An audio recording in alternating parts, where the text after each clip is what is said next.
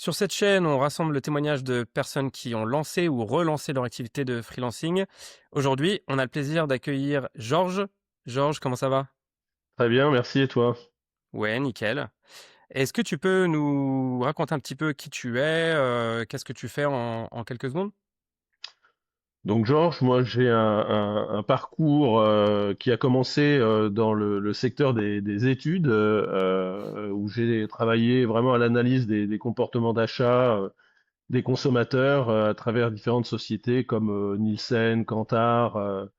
Et puis après j'ai dirigé une entreprise qui se spécialisait dans les tests en conditions réelles et notamment des tests d'efficacité marketing, qui s'appelle Marketing Scan, que j'ai dirigé pendant 8 ans avant de rejoindre Meta, où j'ai mis en place le département de la mesure d'efficacité justement pour la France, puis ensuite pour l'Europe du Sud.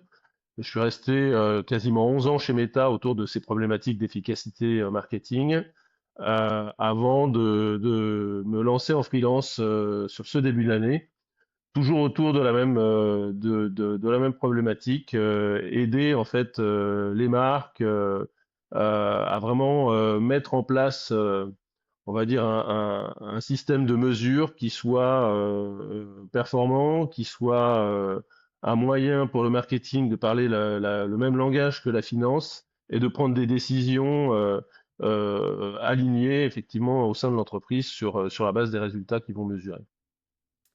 Super clair. Et du coup, donc toi, tu nous as rejoint tu rejoint le programme Hyperfractional, dans une optique où tu passais de CDI à lancement de ton activité de freelance. Quelles étaient les questions que tu te posais, les interrogations que tu avais, les challenges que tu avais dans le fait de lancer cette nouvelle activité avec un référentiel qui, du coup, change beaucoup? Oui, alors la première question que je me suis posée, c'est bah, en fait, qu'est-ce que je propose finalement à mes clients? Parce que bon, bah, j'ai vraiment travaillé autour de la mesure, mais de la même manière, quand on mesure l'efficacité, on commence à avoir des idées sur ce qui est efficace ou moins. Donc, on pense qu'on peut être aussi crédible sur des fonctions plus de marketing. En amont de Meta, je travaillais plutôt dans le secteur des études, donc tout ce qui est panel euh, et études. Donc là aussi, j'avais la possibilité plutôt peut-être de me développer dans ce milieu-là ou de proposer finalement un petit peu tout. Et, Mmh. j'ai eu à un moment besoin de me dire, bon bah voilà, où est-ce que je peux apporter de la valeur, où se trouvent effectivement mes principales compétences, et c'était vraiment la première question. Qu'est-ce que je propose et à Mmh. qui? En fait, c'est faire des choix, quoi. C'est il y Exactement. a en plus, quand on a beaucoup d'expérience, dans des endroits différents et c'est difficile de faire le point sur tout ça et de se dire: «OK, j'ai plein de directions potentielles, mais où est-ce que c'est plus pertinent pour moi par rapport au marché, à ce qu'ils ont besoin, à ce que moi je sais faire, comment je peux aider au mieux, mes clients et du coup quel type de client?» Donc il y a plein de questions qu'on doit trancher et c'est ça qui est pas facile quand on est seul, c'est de se dire, «Comment je m'assure de maximiser la chance d'aller vers la bonne voie?» Plutôt que de perdre du temps à, potentiellement explorer des choses et à voir que mes hypothèses se valident pas forcément. On sait jamais de toute façon avant de confronter au marché ce qui fonctionne ou pas, mais en tout cas, ce qu'on essaie de faire, j'imagine, c'est, maximiser la chance, la probabilité que ce soit le plus aligné, le plus rapidement possible et trouver le bon modèle derrière pour délivrer, quoi. Exactement. Exactement. Et ce que j'ai aimé moi dans le programme, c'est justement un peu cette méthode hein, qui consiste à pas s'éparpiller, à essayer vraiment de réfléchir en profondeur sur vraiment où est-ce que je peux amener de la valeur, où est-ce qu'il y a effectivement un marché aussi, hein, et un besoin du marché pour mettre en place ensuite une offre, après avoir bah, justement identifié aussi le type de client qu'on peut adresser avec ce positionnement. Donc c'est vraiment ce que j'ai apprécié, c'est ce côté vraiment, on ne Mmh. s'éparpille pas, on réfléchit vraiment bien sur finalement où est-ce qu'on va avoir le plus d'impact et comment mettre ça en place. OK, et du coup, qu'est-ce qui, dans le programme, t'a le plus apporté? Alors il y a cette méthode justement que tu as mis en place, la réflexion donc de où est-ce que je peux apporter de la valeur, l'analyse aussi du type de client parce que là aussi on peut très bien se dire bon bah finalement je vais prendre les clients un peu par opportunité et et s'éparpiller assez vite. Donc c'est vraiment bien définir ce qu'on appelle son ICP, hein, vraiment le client idéal, de manière à avoir une bonne idée d'ensuite de comment on va déployer sa stratégie de prospection. Donc il y a tout ce travail d'analyse en amont sur le positionnement, sur l'ICP. Ensuite, du coup, tout ce travail permet de construire son offre qu'est-ce qu'on propose, comment on valorise aussi son offre. Mmh. Et je trouve qu'il y a dans ce programme justement vraiment une sensibilisation au fait de ne pas dégrader la valeur qu'on peut apporter et au contraire de bien mettre en avant cette valeur et de bien se dire que finalement le prix c'est une composante mais c'est pas forcément sur du prix qu'on va être choisi mais vraiment sur ce qu'on va Mmh. apporter en termes de valeur ajoutée. Donc c'est vraiment une approche que je trouve intéressante. Et puis l'autre point ensuite que je trouve intéressant aussi, c'est la démarche assez rigoureuse sur la prospection et l'accompagnement qu'on a justement sur la partie plus prospection, une fois qu'on a effectivement bien réfléchi sur son positionnement, ses clients, et qu'on Faut a y construit aller, il son offre. faut chasser. Voilà. Et j'ajouterais à ça aussi l'aspect communauté que je trouve Mmh. vraiment très bien parce que on se challenge, on apprend beaucoup aussi en regardant et en apprenant justement ce Mmh. que font les autres, leur approche des clients et je trouve que ça crée vraiment une dynamique à la fois très sympa mais aussi très utile pour prendre un peu de hauteur sur ce qu'on fait nous prendre des avis extérieurs, ce qui est toujours hyper important. Et je pense, tu me diras si tu es d'accord, mais nous, on met un point d'honneur à, maintenir la qualité et l'homogénéité de la communauté parce qu'en fait, pour pas que ça devienne du bruit, une communauté, pour qu'il y ait une vraie intelligence collective, il faut quand même bien filtrer ce qui, en fait, arrange tout le monde parce que, bah, moi, et les gens dans le programme, bah, ça nous permet de nous assurer d'avoir les meilleurs profils par rapport à ce qu'on propose et que ce soit pas, à des années-lumière de ce dont ils ont besoin et donc ça facilite, en fait, le delivery, d'un autre côté, pour être totalement transparent. Et ça apporte plus de valeur parce qu'en fait, bah, là, tu vois, il y a, encore une nouvelle vague de personnes qui nous ont rejoints et les commentaires, c'est, «Waouh, la qualité de la communauté est incroyable».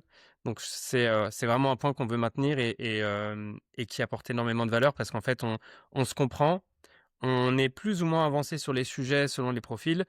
On voit aussi différentes audiences, on a différents ICP, mais du coup, ça nourrit la réflexion et en fait, c'est un vrai point le fait d'avoir une communauté vraiment quali, qui soit assez nombreuse pour avoir de l'intelligence collective, mais pas trop grosse non plus. Parce que quand tu as 300 personnes dans une communauté, en fait, tu as pas de communauté. Parce que tu as Non, pas bien le temps sûr, de nouer des relations, de confiance, et là, moi, ce que je vois, c'est qu'il y a pas mal de discussions qui ont lieu entre les membres. C'est-à-dire, par exemple, 2 complètement. personnes qui sont sur les mêmes sujets vont pouvoir se dire: «Bah, là, tiens, ça m'intéresse, la façon dont tu approches ce sujet-là». Et donc je pense que c'est effectivement un gros, asset du programme, c'est de se dire: «On n'accepte pas tout le monde». On filtre de plus en plus, hein, les gens à qui on propose le programme, parce qu'on sait que, en fait, ça sera vertueux, sur le long terme, quoi. Du coup, comment ça s'est traduit pour toi concrètement? Comment tu te sens aujourd'hui dans ton activité de freelance? Alors tu viens de lancer, donc il y a encore sans doute du chemin à faire, mais côté, ce que ça t'a permis de faire, en termes de résultats, de posture et cetera. Est-ce que tu peux, simplement nous dire, bah, comment ça t'a aidé concrètement? C'est-à-dire aujourd'hui, comment tu te sens dans ton activité de conseil? En fait, je me sens très bien déjà, c'est la première chose. J'ai pour rien au monde, pas pour rien au monde. En tout cas, je n'envisagerais vraiment pas de retourner dans une vie de salarié.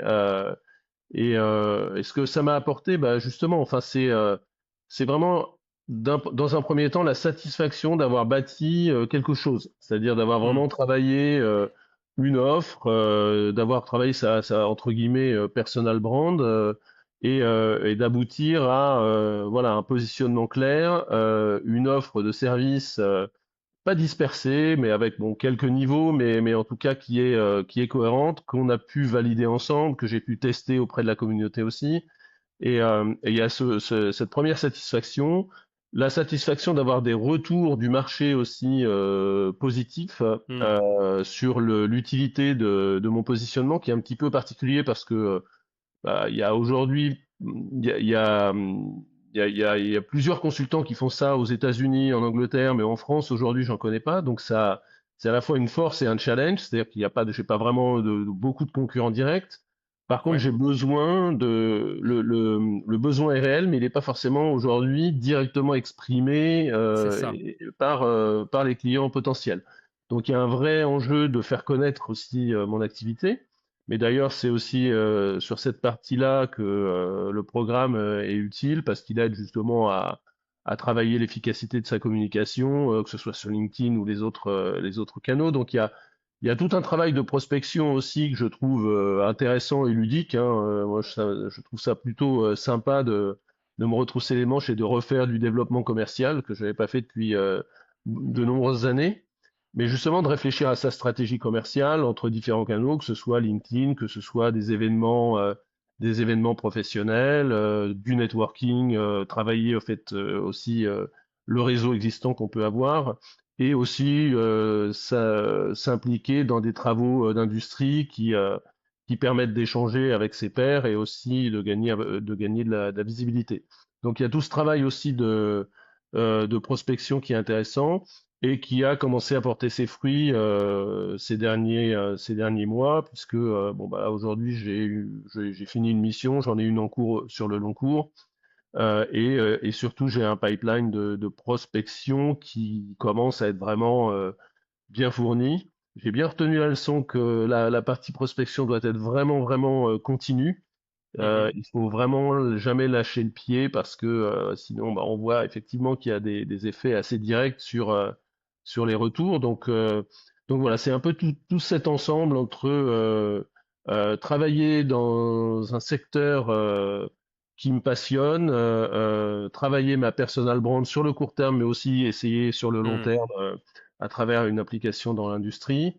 Et puis, faire ce travail de prospection en continu qui est, je trouve, intéressant et sur lequel on a aussi, je trouve, avec le programme, un accompagnement vraiment plutôt premium et très intéressant.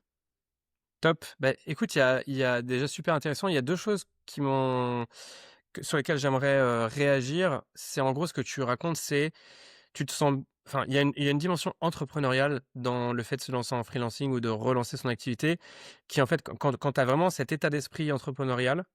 Bon, on n'est pas là pour monter une start-up, une scale-up, c'est un business qui est différent, mais qui a une identité entrepreneuriale et en fait, il y a beaucoup, je pense, de freelances qui, ont lancé leur activité il y a quelques années et qui se disent aujourd'hui: «Est-ce que je retourne pas vers le salariat parce que c'est compliqué?» En fait, je pense que c'est sans doute une question de modèle et en fait, le marché du freelancing n'est pas forcément cassé, il a changé. Il est devenu plus mature, plus sophistiqué, les règles du jeu ont un peu changé, surtout quand on est senior. Donc en fait, je pense que la solution n'est pas forcément de se dire, «C'est cassé, je vais retourner vers le salariat», mais ça peut être une solution valable, mais en connaissance de cause. Mais derrière, ce qui est important, c'est de se dire: «Est-ce que j'ai le bon modèle? Est-ce que j'ai un mindset entrepreneurial?» Qu'il va falloir ramener si on veut effectivement que ça se passe bien. Et la deuxième chose que tu as dit, c'est, en fait, t'as pas un métier aussi charté un CMO fractionné ou de la Ouais, direction d'achat ou de la direction média et en fait, ce qui fonctionne bien dans ton cas, c'est que tu as une expertise, tu connais ton ICP ou tes clients idéaux parce que, bon, déjà, on l'a travaillé, mais surtout, tu les connais de toutes ces années, que tu as passées avec eux et en fait, ce que tu as fait, c'est quel est leur pain point, quel est leur challenge et en ouais. fait, comment est-ce que moi, j'arrive à l'élever et à le régler avec, ma méthode?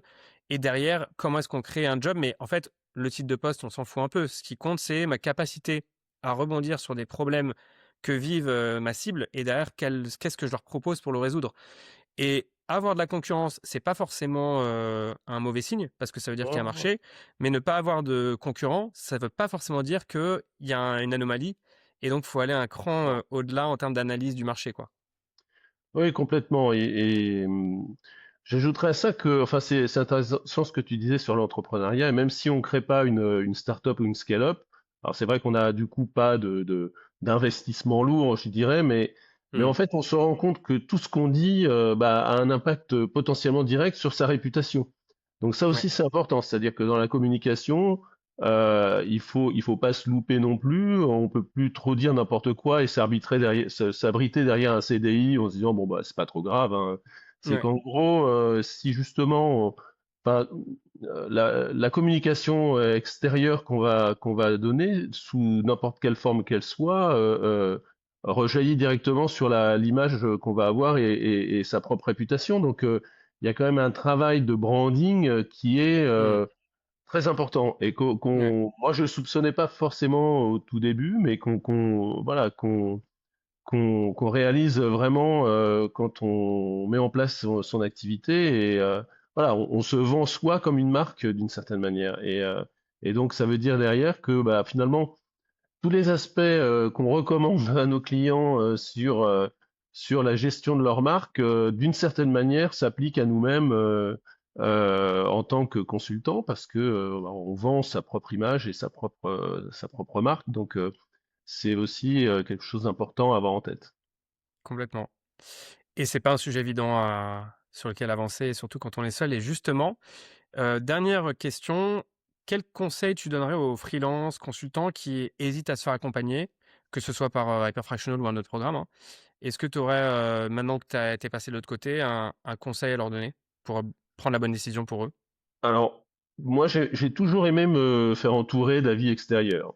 Mais dans le cadre d'un lancement d'activité, je mesure à quel point c'est hyper important parce que justement, on prend des idées de personnes qui ont déjà eu cette expérience-là et c'est une expérience à part entière. Donc, d'avoir l'expertise de gens qui sont passés ce côté freelance qui ont une bonne connaissance marketing, enfin, qui sont globalement dans le même, on va dire, dans le même environnement au sens large que vous, Mmh. c'est hyper important pour, simplement pour pas, ça veut pas dire qu'on va pas faire des erreurs, mais on va éviter un nombre d'erreurs au départ, qui vont vous faire gagner du temps, et c'est hyper important. C'est vraiment, je trouve, très, c'est vraiment essentiel. Et notamment aussi d'avoir une démarche structurée, enfin comme elle est proposée dans le programme, hein, c'est d'avoir vraiment une démarche, ouais, une démarche logique, structurée. Ça aide vraiment à bien clarifier son esprit, je dirais, et à se fixer un cap, voilà, et après de pouvoir avancer. Puis après, bon, je pense que c'est important. C'est normal qu'il y ait des hauts et des bas dans cette activité-là, hein. On n'a pas toujours un moral gonflé à bloc. C'est clair, normal. Et mais bon, je pense que voilà, d'être accompagné, d'avoir ce cadre, ça vous aide à avoir une sorte de colonne vertébrale, je dirais, de cap, qui vous permettent de résister, on va dire, un peu aux tempêtes, même s'il faut savoir s'adapter, hein, par moment. Ça ne veut pas dire qu'il faut rester bloqué et arc-bouté si on voit que bah, ça n'avance pas, mais au moins c'est garder un cap et être capable d'avoir de Mmh. l'agilité autour aussi pour bah, justement sentir comment faire évoluer son activité. Ouais et d'avoir quelqu'un, derrière qui assure un peu, les arrières justement, quoi. Ouais, ouais, ouais. Super et ben, merci beaucoup Georges pour ton témoignage. Passe une bonne journée Je et t'en à prie. très vite. Merci à Salut. toi. À bientôt. Salut.